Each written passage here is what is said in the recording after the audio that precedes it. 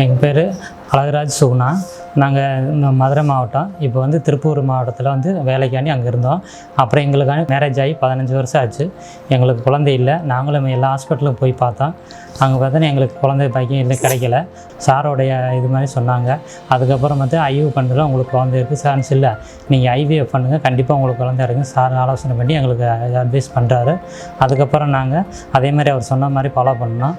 அதுக்கப்புறம் பார்த்திங்கன்னா அவங்க கருமுட்டை வளர்ச்சி இதுக்கெல்லாம் பார்த்து இன்ஜெக்ஷன் போட்டு எங்களை ரெடி பண்ணாங்க. சரி பண்ணி அதுக்கப்புறம் எங்களுக்கு பிக்கப் போனோம். அதுக்கப்புறம் பிக்கப் போய் 4 மாதம் கழித்து எங்களுக்கு ட்ரான்ஸ்ஃபர் பண்ணாங்க. ட்ரான்ஸ்ஃபர் பண்ணதில் எங்களுக்கு குழந்தை வரைக்கும் உண்டாயிடுச்சு. அதுக்கப்புறம் அவங்க சொன்ன ஆலோசனைப்படி நாங்கள் ட்ரீட்மெண்ட் எடுத்துகிட்டு மாத்திரை மருந்து சாப்பிட்டு வந்தோம்.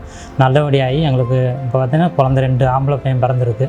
ஈரோடு மாவட்டம் குமலங்குட்டையில் உள்ள குழந்தை பிறந்தது, 2 பையன். அந்த ஹாஸ்பிட்டலுக்குள்ளே எல்லாருக்கும் ஸ்டாஃப்களுக்கும் நாங்கள் ரொம்ப நன்றி சொல்லிக்கிறோம். அதேமாதிரி ரேஸ்மா மேமுக்கும் அரவிந்த் சாருக்கும் நாங்கள் ரொம்ப நன்றி சொல்லிக்கிறோம்.